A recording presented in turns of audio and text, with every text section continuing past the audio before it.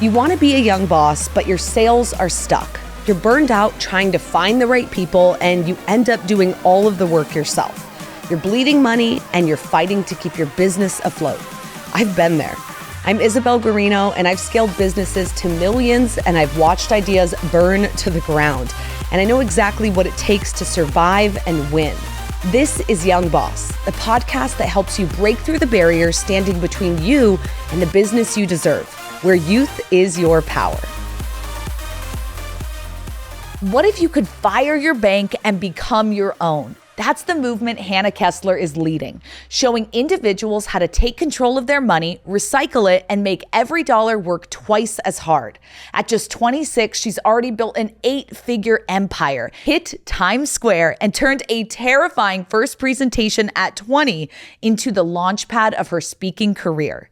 Hannah's story is proof that when you get out of your own way, you can rewrite the rules of money and of life. Let's dive in.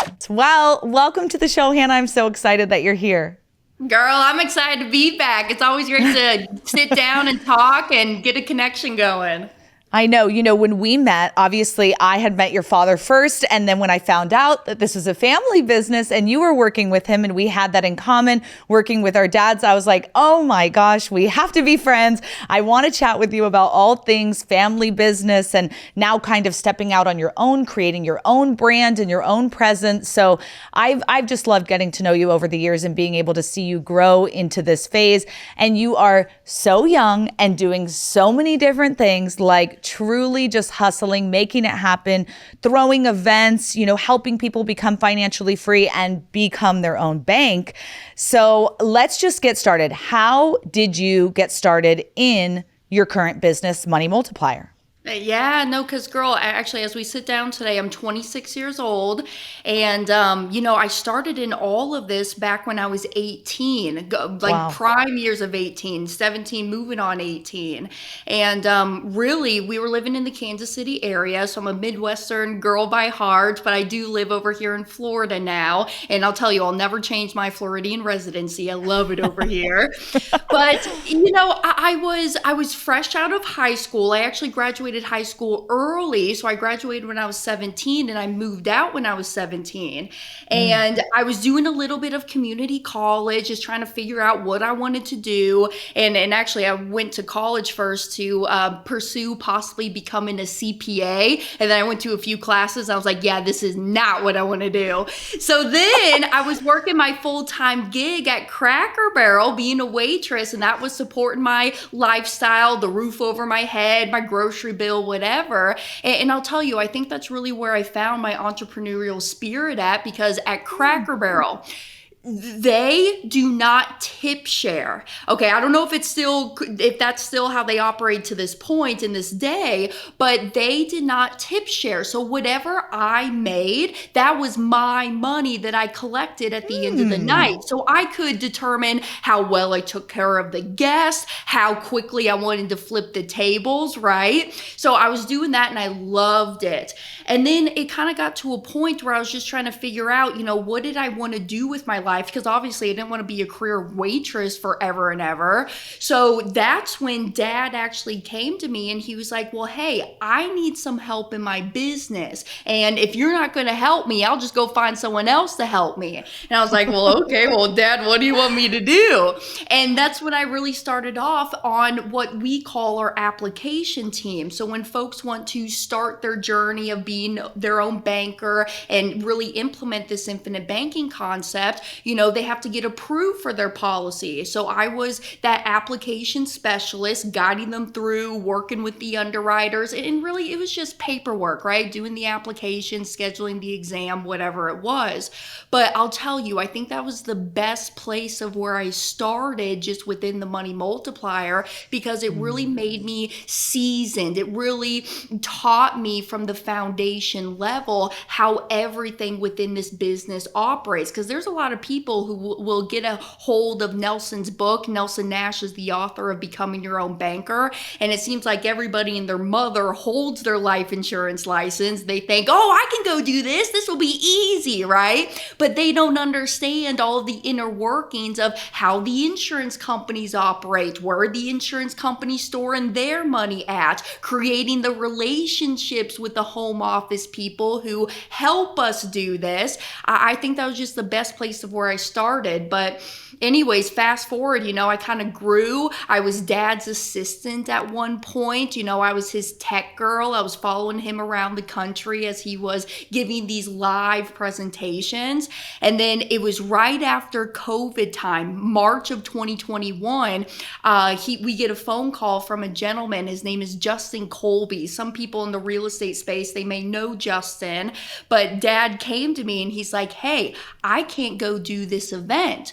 So I'm going to put your butt on this airplane. I was 20 years old at the time. And he says, hey, you're going to go from Florida to Scottsdale and you're going to give this presentation to 65 seasoned real estate investors. And girl, I'll tell you, I was so freaking nervous. I woke up in that Airbnb the morning of, and I practiced that presentation like 3 times. But I'll tell you, that was the pivotal moment and the turning point where I really found my passion for speaking on stages, doing podcast shows, people I just really would notice would resonate with me. But that was a long-winded answer, but that's kind of how I got to the point of where I'm at now. Amazing. I feel like that moment where Dad said, you're going on the plane, you're going to go do this. How much did imposter syndrome play to that? Were you like, oh, what are you talking about? I don't know what I'm doing. Or were you confident in this? Were you ready to go forward?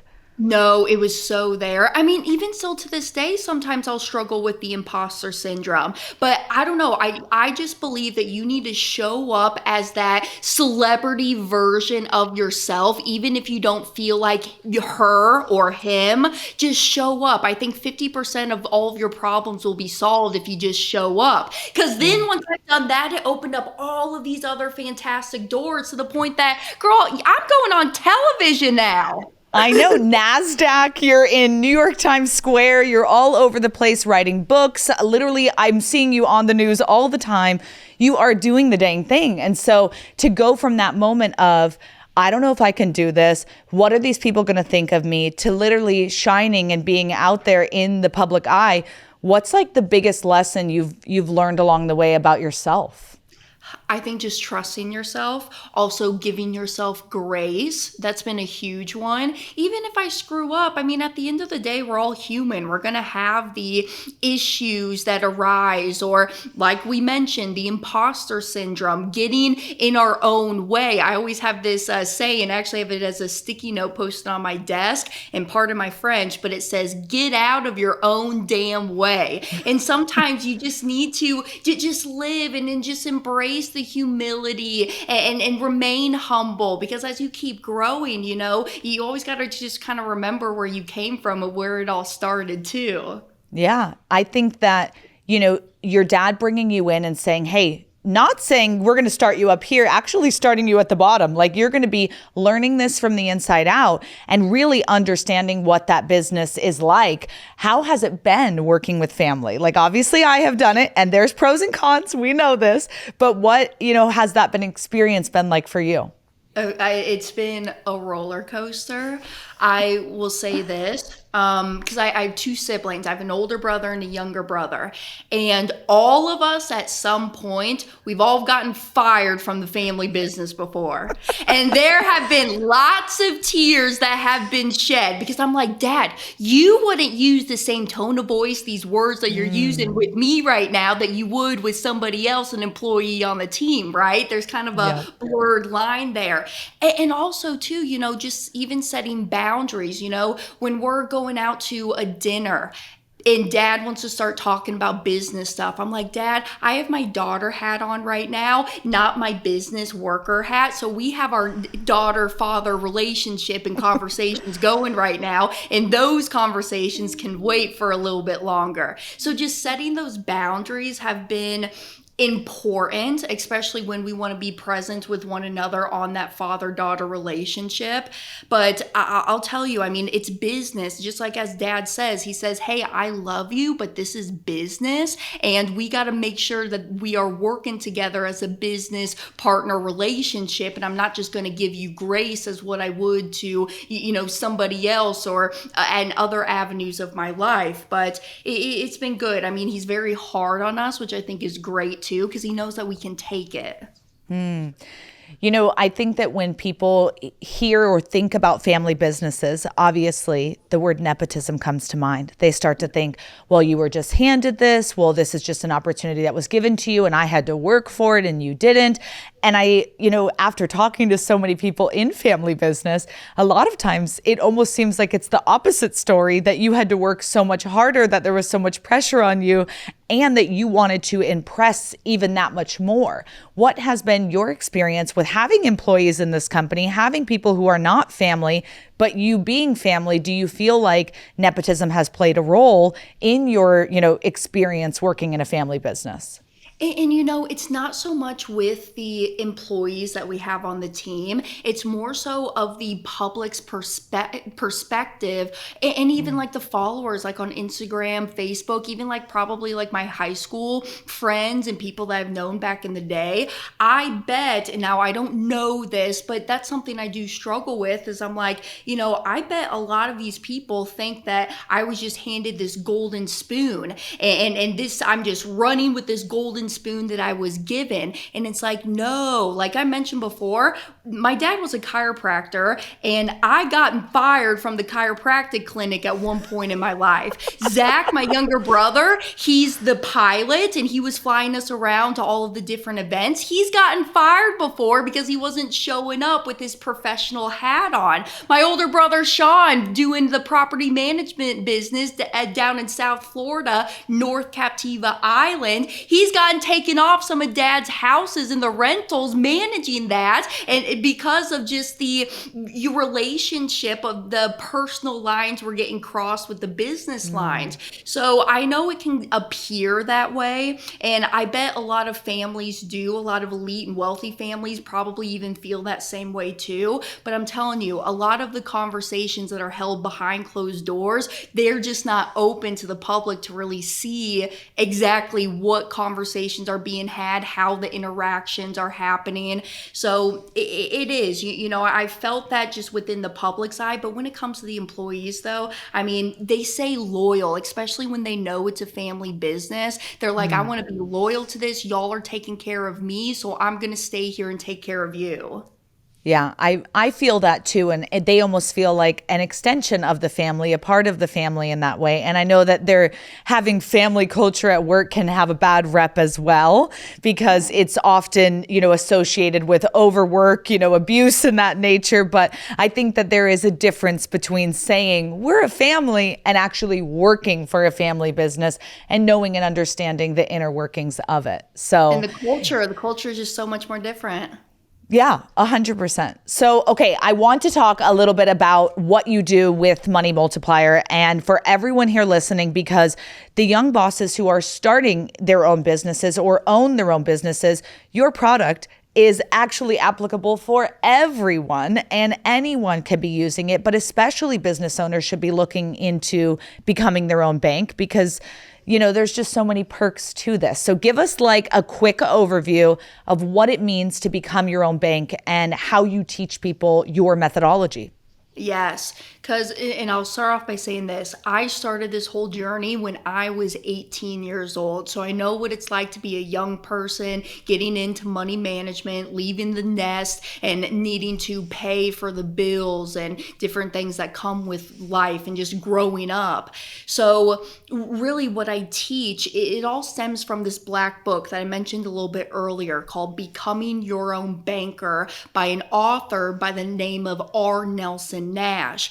And this whole concept just talks about how we need to store our money somewhere. And really, because how we're taught is when we go out, we go make our money, because we got to make money to live on this God-given earth we call America, right? And when we go and make the money, well, what are our options? Well, one, I could leave it down at the local bank because that's just where they keep the money at. And then what these bankers do is they use our money and they make a good living using our money. So I could leave it there. Or, I could leave it underneath my mattress or dig a hole in the backyard, keep it there. But I don't really want to do that because now I'm subject to theft or fire, or something happens to it, or losing value due to the hidden cost called inflation. Or, I could go leave it with a financial advisor who thinks they can manage my money better than I can. And that's just like all of the options that we're given. So instead of me choosing those options, where I personally store my wealth at is inside of my whole life insurance policies.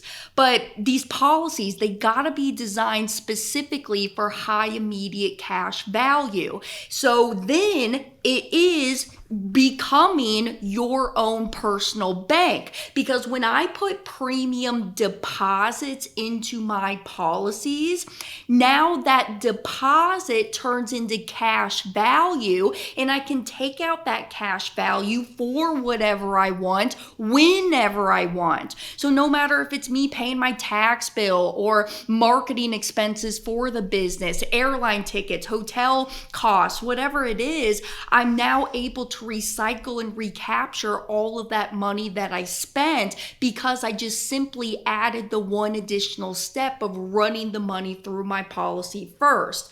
And there's more to that we could get into, but that's just high level. What I teach is where we store our money is important, especially to have control, certainty, guarantees, tax-free, government's out of my hair. It's just another option of us to warehouse our money somewhere.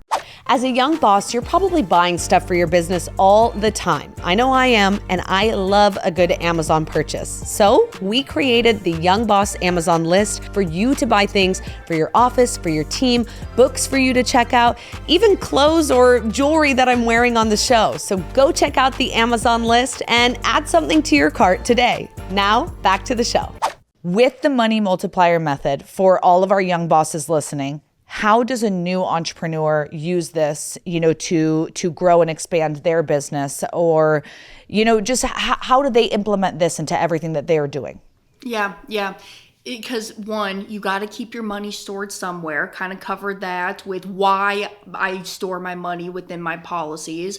But really, when I have my investor glasses on, because I'm an investor, right? I'm a real estate investor. I'm more on the paper side of real estate with the private lending. That's just what I'm personally into. But the whole reason of why I always run my money through the policies first is because once my dollar hits the policy, now starts this time clock of the uninterrupted compounding interest that I'm going to get on my money for the rest of my life. Because here's the big thing.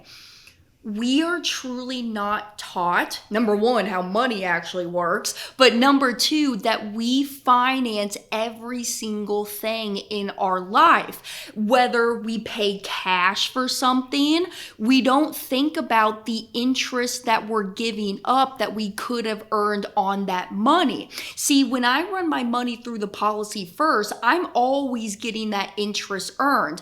But if I have money just sitting in my checking or savings account down at the bank and I just withdraw it out to go pay cash for something, okay, I've secured that purchase, the item, whatever it is, but guess what I no longer have? I no longer have that money. So I got to go out there, work for it again, earn it somehow to get it back inside of my pocket, earning me interest again. So we're just not taught about opportunity cost of our money. So paying cash for things, or whether whether it's bank financing stuff. I mean, obviously, if I go take a loan from a conventional bank, I'm paying them the interest. I don't have that interest earned on it. And it just closes the gap. It allows, really, just to sum it up in like a one sentence segment, is that it allows my dollar the extra duty to work harder for me. I'm now making my money work in two places rather than just one, simply by just running it through my policy first. Is this something you want to get started as young as possible, as early as possible for new business owners, in the beginning of their journey? Is this something that they should do right away? I say yes, because one, compounding interest. I mean, probably we've all seen that reel or that meme floating around Facebook or Instagram where it's like, hey guys, would you rather have $1 million or a penny doubled every single day, right? We've all seen that before. So it's the time value of the money. The longer I have this compounding interest working for me, the better it's going to be in the long run. And I can't tell you how many clients call me up and they're like, oh my goodness, I wish I would have known this when I was your age. If I had $1 for every time I heard that, we wouldn't be talking right now, and my butt would be in Mexico drinking margarita on the beach, just saying. I personally use your guys' method, and we'll make sure to put a link in the show note. Maybe if you have a webinar, a video, a book that they can check out, we'll drop something right there. So if you guys are interested in this method, go check it out, because for real, what they do is game changing, and it's just a way to have more control, right? If you want, like Hannah's saying, the government out of your hair, if you want to be in control, if you want to be able to pay your debt off and invest and use your money in the way you want to use it and not have someone making money off of you, right? The banker, then this is that great way to be able to do that. And the thing that I think attracted me most to you guys is that there's plenty of people who are kind of promoting and teaching this methodology, but whenever I hang out with you, you are living the life, girl. You are traveling, you're flying in a private jet, you're doing this, you're doing that. You're genuinely like living the life of someone who is that aspirational, business owner. And you say, okay, that's what I want to do. What she's doing is what I want to do. Mm-hmm. And I think that's so cool. And I think that's also, when we talk about personal brand and how you want to put yourself out there to the world, what you're promoting to me is that like aspirational lifestyle. Do you think that as a business owner, that helps play a role in getting customers to come and want to work with you, in saying like, I'm authentic, this is me. You're not being showy, but you are showing your life. That's it. Well, and I think you attract the person that you are. I am here to serve the person that I used to be, to get me to the point of the transformation of where I'm at now. And I know people are hanging around, and I get this feedback sometimes. People will say, hey, I want to start this, but I want to talk to Hannah only because I like how Hannah thinks, and I want to just pick her brain a little bit, for lack of better words, right? So I really do think that when you do show up as the most authentic person that you are, that's just going to attract a whole other group of people that aren't into the flashy stuff. I don't know, just personally, I'm not into all the flashy, the salesy stuff. I'm homegrown, and I think those grassroots really do create the deepest roots. And just being second generation into this, and this is just what I live. This is just what I do in my own life. And I think that's the best thing, and why I just love talking to people one-on-one, is because I just tell you what I'm doing and what's working out for me over here. And if you want to get started, hey, let's go. The wealth train's going to keep on moving down the tracks, and it's just your responsibility to be at the station and show up and hop on or not. But it's really just up to you. So that's just been my favorite part, is just because I eat, live, and breathe this stuff. This is just what I do in my own life. And so people show up because they want to be like you or like me, and they want to be around people who are like you or me. Yep. I think that's exactly it. It's like you have the gurus who are teaching this, who are driving the rented Lamborghini.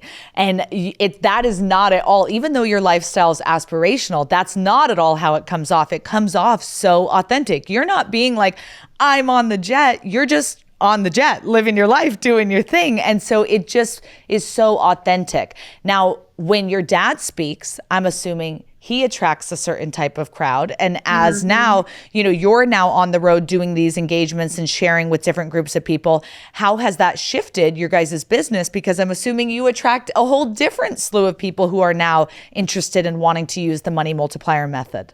And actually, this is the first season of my life within my business that if y'all have ever read the book, Who Moved My Cheese, right? Yep. I do believe the cheese has been moved specifically this year in 2025 and just within our economy as well. But that is the realization that I had to come to is that, people who are sitting in the audience who could relate more to Pops's story, being a 58-year-old white man, they just may not relate to me, who's a young little hippie girl over here, 26 years old, right? And so I've been having to really find like my demographic of my people who enjoy my story because they're not the same people that dad has, right? And so just different events that we've been speaking at or masterminds or even webinars, and I'm telling you, if you are a female that's listening, we need more female within this space, especially women speakers too. If you're going to real estate events or if doctor, physician type events, whatever it is, I do believe we need more women within this space, and especially women who are speakers too. Because I know, Isabel, you and I have talked about that before. So much. And let's dive into that because recently I've been reading a book, and actually I am all about Who Moved My Cheese. I reread it every year, and I was telling the boys we needed to do a podcast episode on it for everyone who has never read it, because I think it's just, it's old, but it works. It still stays the same. It's just truth,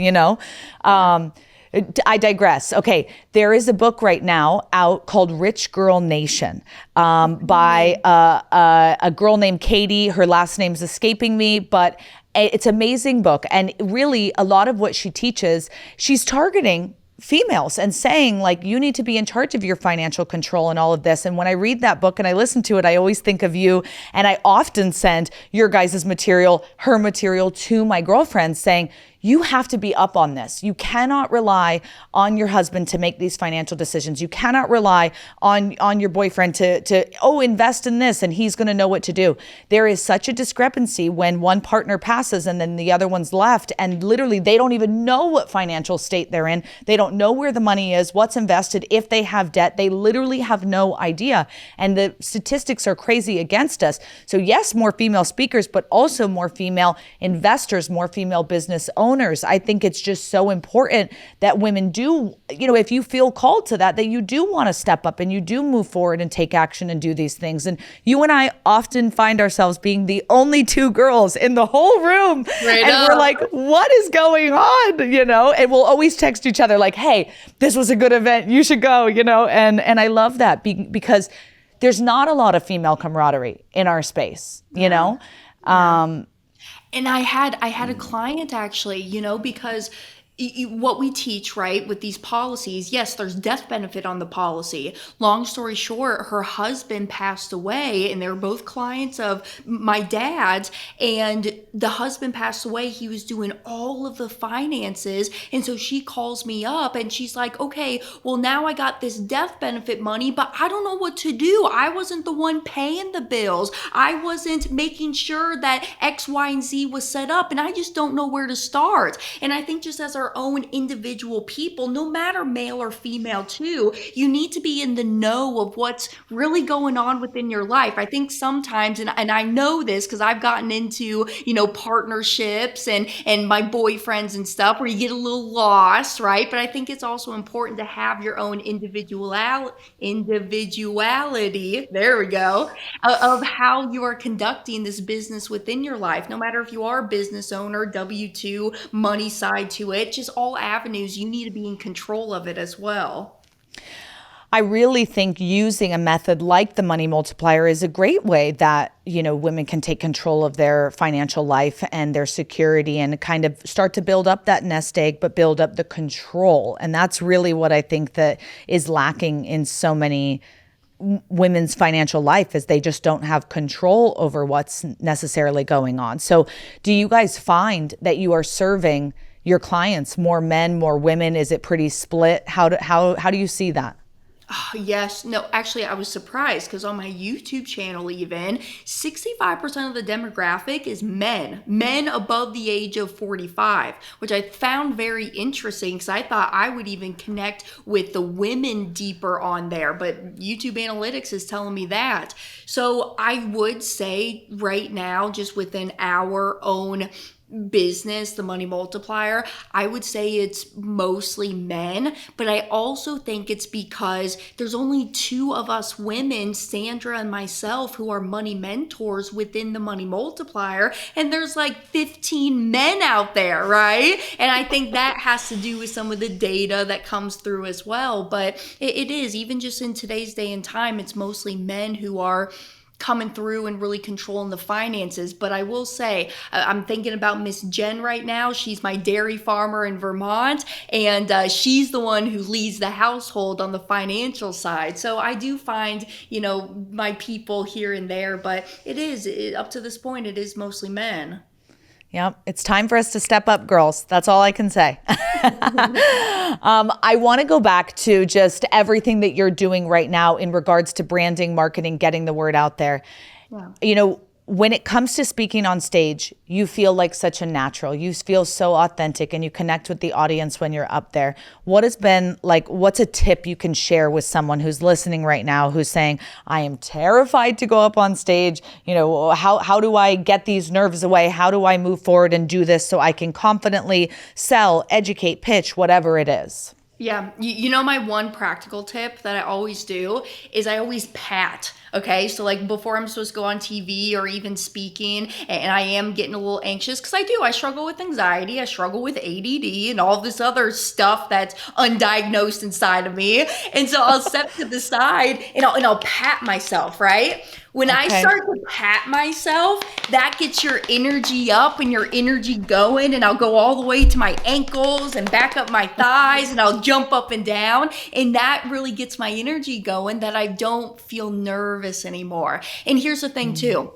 your first one's always going to suck. Just be real with yourself. Your first podcast, your first YouTube video, your first reel that you make, it's going to suck. All right. You're going to look back and you're like, oh my gosh, did I really put this out? But you have to start somewhere and you'll evolve from that. And also, nobody knows what you're going to get up there and say anyways. So if you screw up, or if you mispronounce something, or if you put this part in front of this part and you're like, oh wait, that's not the right chronological order, I need to switch that. No one's going to know. Just get up there and just speak from the heart and just really get connected with the people, because you know the message that you're trying to push. It's like the people on Shark Tank, those folks will get up there and they have all this prepared material, but then once they do their pitch, you can really see how passionate, how involved they are within their business, and it just let your heart speak to that person.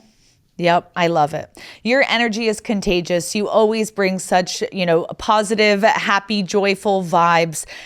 Is there times where you say, I'm feeling burnt out, I need a break, I'm pushing myself too hard, and you notice that energy start to wane? And what do you do as a business owner to kind of save yourself in those moments so you can keep pushing?